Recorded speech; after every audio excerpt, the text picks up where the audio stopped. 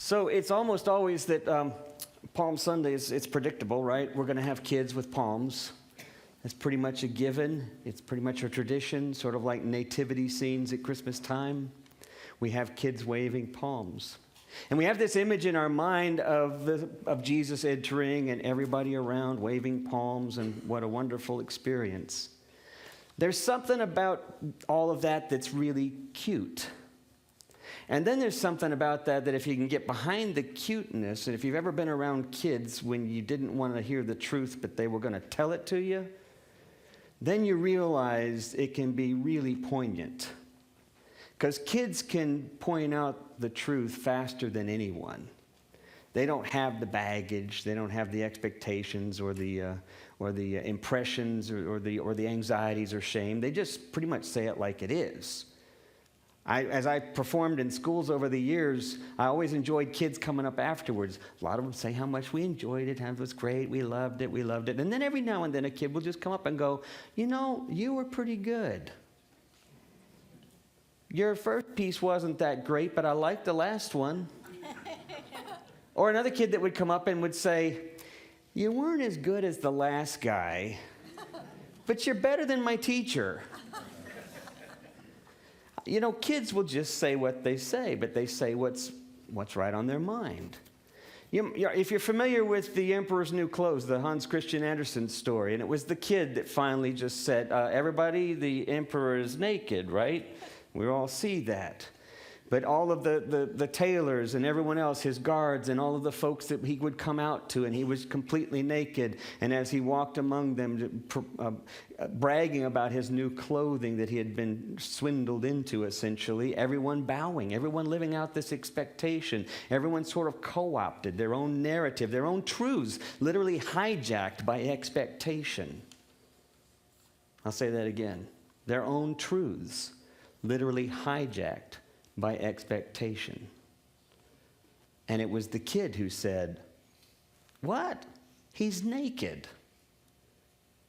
That's a little bit of what's happening here in my thinking with this story of Jesus coming into Jerusalem. It's this idea that the emperor is naked, but nobody's seeing it. It's this bigger picture that nobody is really taking note of. We began this series with St. Francis prayer. And I started the first week, it was where there is hatred, let me sow love. And I mentioned something to the effect that hatred is nothing more than, perhaps at least, the inability to see the connections, or the refusal to see the connections. And we've played around with this whole idea of how we create space to sow seeds of love, sow seeds of peace, sow seeds of pardon, sow seeds of joy. And we can think of it in terms of an action, sort of something I have to really focus on. I have to really make an effort to do this. But in reality, if we were to peel back the veil, if we were to see what's always there, we would simply realize the connections are there. It's not so hard. As the text in Isaiah said, share your bread, bring the homeless poor into your house, cover them, hide yourself, because, it says, cover them, and not to hide yourself from your own kin. This idea of seeing others as if you're looking at your own kin. That strikes me as a very profound way of seeing what Jesus' life was all about, of what St. Francis' life was all about. St. Francis wasn't his original name. I'll give you a little background on St. Francis in case you don't know the whole story. We're mostly familiar with him, and he sits in a lot of our gardens, right? He's the most prolific statue in the world, literally. And if you do a search, he's the most searched for name on the internet. St. Francis. More than anybody else, people search St. Francis. His name was actually Giovanni I'm going to forget how to say this, Bernardone. Giovanni di Pietro de Bernardone. He was late 12th, 13th century. He was named after his father, who was Pietro Bernardone. And Pietro was a merchant, a wealthy merchant. So St. Francis grew up in wealth. He was named Francesco by his father after France because that's where a lot of his father's trade was. A lot of his commerce was with France. So essentially his name was Frenchy because it's what Francesco essentially means. It's like calling him a nickname, kind of Frenchy.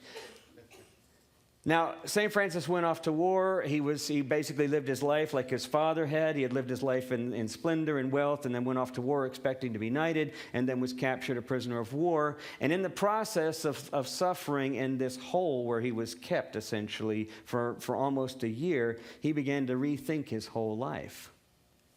When he finally got set free, he came home and he went to a chapel. And much like John Wesley, much like many other folks, Muhammad, for example, Buddha, who left his wealth and his family and went and sat underneath the Bodhi tree. Much like that, St. Francis went off to a chapel and began to just wrestle over what it was that was his identity in the midst of the real world around him. That there seemed to be, to put words in his mouth, I suppose, a disconnect.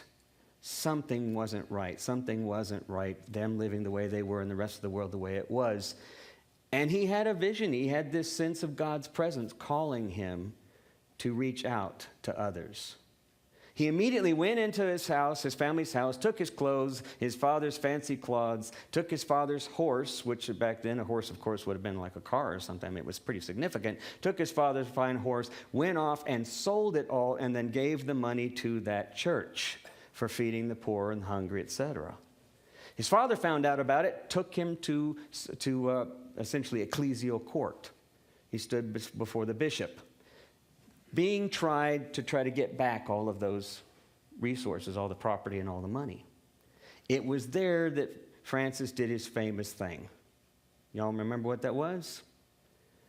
In the presence of the bishop and all of those, he took all of his clothes off and stood naked before them, declaring that this was how he was made and this is who he is, and then essentially left the building, the church. Others began to follow him. An interesting kind of juxtaposition to this idea of the emperor's naked. He simply removed the veil and said, all of this stuff is a mask. All of this stuff is not connecting. It keeps me disconnected. I can't be an instrument of peace. So he stripped all of his clothes and left. Francis is one of those individuals that probably gets our attention the same way Jesus does, because rather than preaching at someone, he simply lived his life doing. The gospel was just simply being present, doing things, doing good. And there's something about that which I think draws us all in. I read this article recently, and I want to read it to you that I think is really the real crisis of our time. And this is an article that came out of a magazine that's used to be called Ode, now it's called The Intellectual Optimist. No, actually it's called The Intelligent Optimist, so even better. It's an interesting magazine. I recommend that you look it up. But here's what this woman, Lynn McTaggart, some of you all know that name, Lynn McTaggart, what she had said. She had said that since the millennium, commentators of every variety have been trying to get a handle on the collective significance of all of the crises that beset us in our modern age. I mean, if you can just think of them, you read about them all the time, right? Terrorism is present all over the place, strikes at the very heart of our fear. The economic crisis that struck us in 2007 and 2008, while there are some signs of a lot of folks that seem to be doing better, a lot of folks seem to be doing worse. I can count on my hand 5 people that I know personally, who are now out of jobs within the past year. There's a crisis. There's an international sovereign debt crisis. There's the climate crisis that's being hammered in at us all the time, the ecological realities that we live with. All of these things seem to be what our current millennium is about. And here's what she says. These crises are really symptomatic of a deeper problem that has more potential repercussions than those of any single cataclysmic event. For hundreds of years, we've been acting against our nature by ignoring one simple thing. And you know what that thing is? we're connected. The narrative that we have lived by for generations and generations and generations, the old myth that we have all lived by is this idea that we are born into the world and that we make our way. And then we ally ourselves with others who make our way like ourselves. But it is very much an individualist kind of frontier mentality.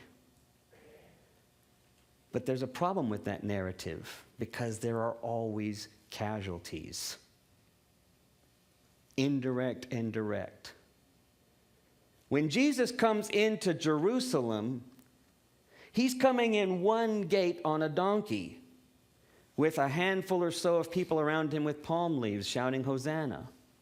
But he's timed it to where he's coming in at that very same moment that the Roman army is coming in on the opposite side of Jerusalem. It was Passover, and whenever you have Passover, you're likely to have riots. You're likely to have problems. It's a pretty riotous kind of experience. It's a pretty crowded, chaotic experience. There could be a lot of frustration when you're celebrating your deep faith in the context of an oppressed reality. So they bring in the army. And just to be sure that you know that they're coming in, they're on their big horses, and they're with their chariots, and they're clanging their shields, and they're stomping their feet, and they're making a rhythmic noise that reverberates within that small walled city of Jerusalem, while Jesus is coming in on the other side on a donkey. For the Roman Empire, the way of peace was power and its concomitant oppressiveness. For Jesus, the way of peace was compassion and justice. It's a bit like a spinning wheel. It's a bit like a circus. I'm sure that in Jesus' mind, at least part of his statement was, the emperor's naked. You're not seeing the connections. This is bigger than the Roman Empire. This is bigger than the Jewish faith. This is at the very heart of everything. That's what he'd been saying all along. The kingdom of God is at hand. Love your neighbor as yourself. If you see someone hungry and you care for them, you're caring for me. We are all connected. It's not just bigger, it's everything. And so this narrative we've been living by, this idea that it's really, I know I need to be reaching out to others, but it's really still about me. It's really still about my family. It's really still about my tribe. It's really still about my community. It's a narrative that's going to have eventual repercussions that are even much larger than our communities and our cultures, that will affect the very creation in which we live and move and have our being. What Jesus was saying, it's all connected.